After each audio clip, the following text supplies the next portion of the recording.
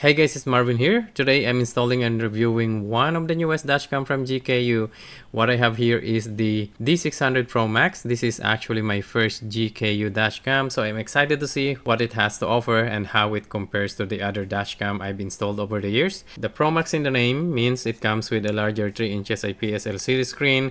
It also features 4K front recording, a Sony STARVIS 2 sensor, built-in GPS, Wi-Fi 6, voice control, which I'm really excited to try, and a rear camera that records in 1080p. If you're looking for even higher resolution from the rear camera, GKU also offers the E200 model, which records in 4K on both the front and rear cameras. So in this video, I'll walk you through the installation. This one is going to be pretty easy because I'm using the cigarette lighter power adapter instead of the hardware kit. However, I have installed hardware kits before, and if you'd like to see how that's done, I'll leave a link in the description below. We'll also go over the features, test the video quality during both day and night driving, and I'll share my thoughts after using it. So let's get started. Alright, so here's how I received the GKU D600 Pro. The box came plastic sealed, and right away it gives you a pretty premium first impression. As soon as you open the box, you'll see a full color user manual instead of the usual black and white one, so I really appreciate that. Overall, I am impressed with the packaging. Everything is neatly organized and the accessories comes in the separate boxes. Honestly, it feels more like unboxing an expensive smartphone than just a dashcam. Here's the GKU D600 Pro itself. It feels nice in the hand, and I really like the oval shape. It looks clean, modern, and well made. On the top, you have the USB Type-C power port and the rear camera port. On the right side, you'll find the micro SD card slot, which support up to 512 gigabyte. GKU recommends using a high-speed micro SD card. You'll also find the mode button. A quick press lets you switch between the front and the rear camera view, and holding it for about 5 seconds will reset the camera to factory settings. Over on the left side is the lock button while recording. A quick press locks the current video so it won't get overwritten. When the camera isn't recording, holding the button will format the SD card, so be careful with that. As for the included in the box, you get the rear camera and the rear camera cable plus the 2 mounting option. There's a suction mount if you want something removable, and a permanent mount that use double-sided tape for a cleaner installation, and the other extra double-sided tape and adhesive clips for cable management and the electrostatic film. Right, so enough talking about the box. Let's get into the car and install it. As I mentioned earlier, the GKU D600 Pro comes with a 2 mounting option. For now, I'm going to use the suction cup mount and maybe later switch to the permanent mount one. This will be a quick installation because I'm just plugging it into the cigarette lighter socket. Just keep in mind that the parking mode will not work this way. If you want the parking monitoring, you'll need to buy the optional hardware kit. It will cost you about $28, and I'll put the part number on the screen right there. Again, the installation is very easy. After mounting the bracket to the windshield, simply attach the 600 Pro by sliding it to the left until it locks into place. Both mounts can tilt up and down and rotate 360 degrees, making it easy to adjust the camera angle. Just remember, once the cable is connected, you don't want to keep spinning it around or you could twist the cable. Again, the lock button is located on the left side, which is the driver's side, making it easy to reach whenever you need to lock that video. You can also enable the voice control feature, making it even more convenient to use. Actually, you know what? Let me show you that right now that it works. Show rear camera. Show front camera. Show both cameras. It does actually work.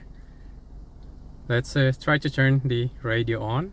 Just take note that the microphone is actually located at the front, so I'm just gonna try if the radio is on, if it's going to work. Show rear camera.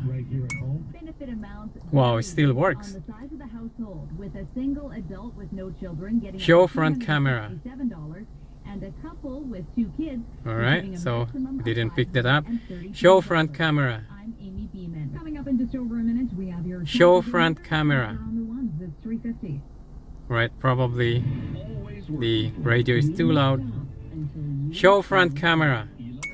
There you go. Show both cameras. Alright, oh yeah, so it works. I don't know if it's my accent or the radio is too loud. Anyway, yeah, again, there you go guys. The voice control is working. Of course, if your window is open and probably you're driving like at least 60 kilometers per hour with a wind noise, it might not work. So if it's the radio is off, I don't have to talk that loud. Probably, yeah, you just have to talk loud if it doesn't work.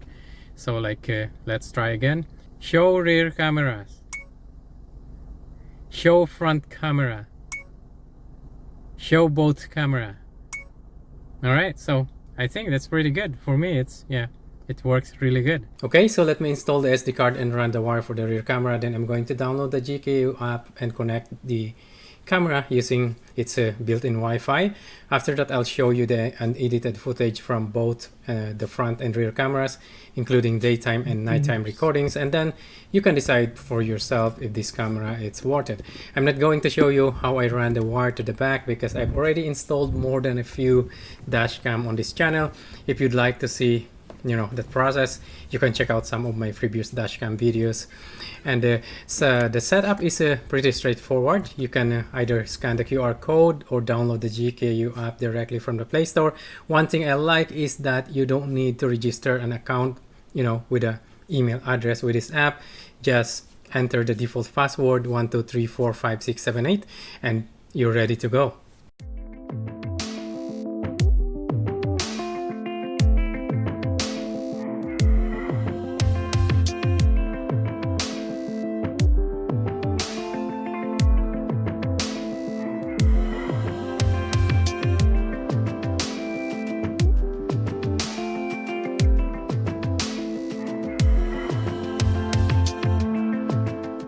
The first time you turn the camera on, it will ask you to format the SD card. To do that, just press the lock button once. And since the GKU D600 Pro that I have doesn't come with the SD card, I'm using my own. That's why I'm getting this warning that my SD card is too slow. But I'm going to replace that later. GKU recommends a high-speed U3 or V3 micro SD card to make sure that the camera records properly, especially when recording in 4K. So since everything works fine, I go ahead and install the rear camera. One thing I really like about the GKU dashcam is that you don't have to worry about the rear camera orientation during installation. If the image is upside down, you can just flip it in the GKU app. A lot of dashcam I've used and installed before don't have this feature, and the app also lets you flip the image left and right, which help you avoid, you know, confusion from the mirror effect and make it easier to tell which side is actually left or right. So for me, this is a big A+ for GKU dashcam. You can also view both cameras at the same time using picture-in-picture mode. You can switch between the front and rear camera for the main screen. If you set the rear camera as the main view, you can actually use it as a backup camera if your car doesn't have one.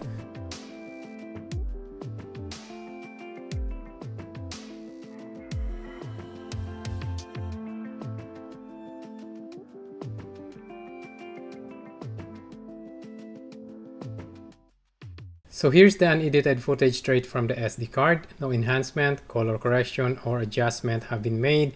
This will give you a real look at how the GKU D600 Pro Max performs with its Sony STARVIS 2 sensor. That way you can judge the video quality for yourself and decide if this is the right dashcam for you.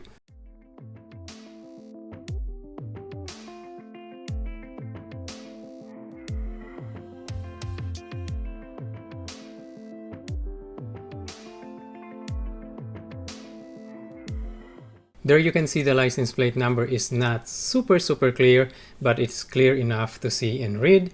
One thing we have to consider with any dashcam, I know that there's lots of dashcam in the market that is totally garbage, but what I'm saying is that it's mounted behind the windshield and you are driving at least 60 kilometers per hour, that means that the dashcam itself is moving while trying to capture another vehicle that is also moving at least 60 kilometers per hour or more.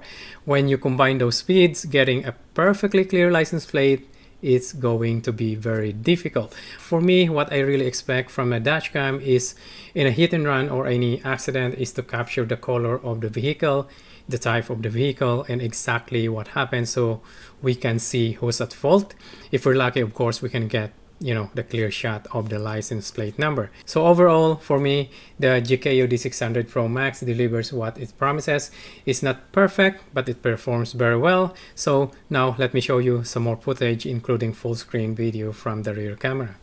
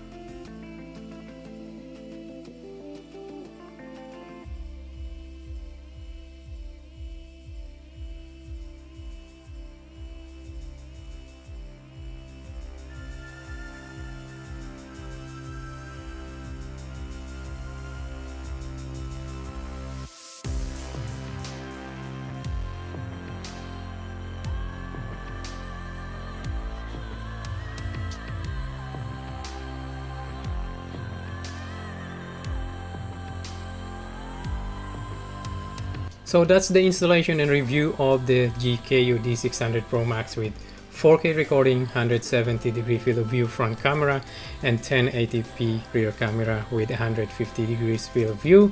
Again, it's not perfect, but it performs very well.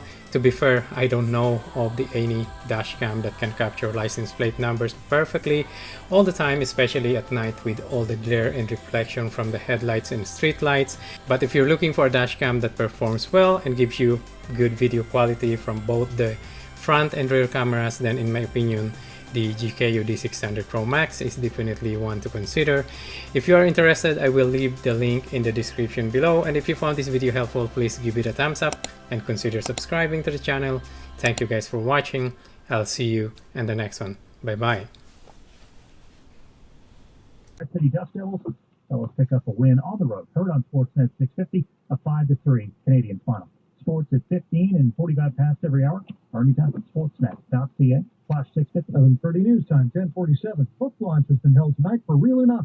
The unlikely story of Doug and the Slug. Keyboardist and co-author Simon Kendall admits he wasn't all that impressed